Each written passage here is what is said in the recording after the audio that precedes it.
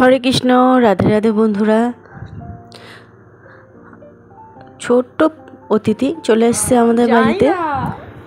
তো আমাদের বাড়িতে কিন্তু ছোট্ট অতিথি এসছে, ওই জন্য আমরা সাজুগুজু করে বেরিয়ে পড়লাম কৃষ্ণকে নিয়ে। ওর বাবা যেহেতু যেতে পারছে না, ওই জন্য রাত্রে যাবে। তো তারপরে আমরা বাড়ি থেকে বেরিয়ে পড়লাম ছোট্ট অতিথিকে দেখার জন্য।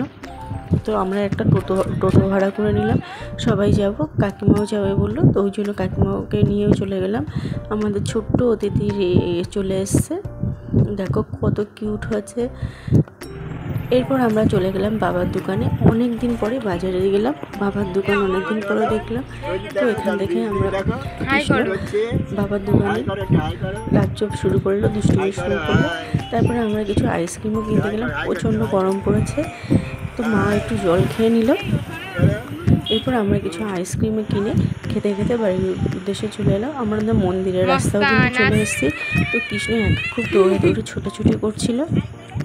আর ও দাদা, আমার বোনের ছেলে, ও একটু আগেই যাচ্ছিল, ওকে ধরে ওরা আগেই চলে যাচ্ছিল, এতটা দুষ্টুমি করছিল।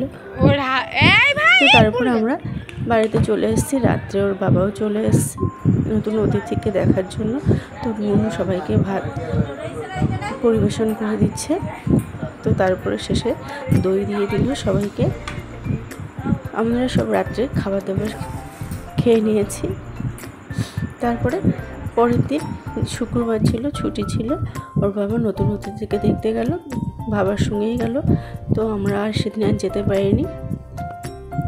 তারপরে দেখো আমাদের বাড়িতে কিছু পুচকো বিড়াল হয়েছে। তো বিড়ালগুলোকে আমি খেতে দিলাম। ওরা কিন্তু খুব আনন্দ সহকারে খাচ্ছিল। আর কৃষ্ণ দেখার জন্য বারবার জানলা দিয়ে এদিকে উঁকি মারছিল। তো পরের দিন দুপুরবেলায় মা মেনু করলো, দেখো টক ডাল, আলু ভাতে, মাছ, মাংস, দই, সব কিছু। তো ভালোভাবে খাওয়া দাওয়া করে আমরা কিন্তু চলে এসেছিলাম সেদিন বিকালেই একটু রেস্ট নিয়ে। তো বন্ধুরা, মিনি ব্লগটি তোমাদের কেমন লাগলো অবশ্যই কমেন্ট করে জানিও।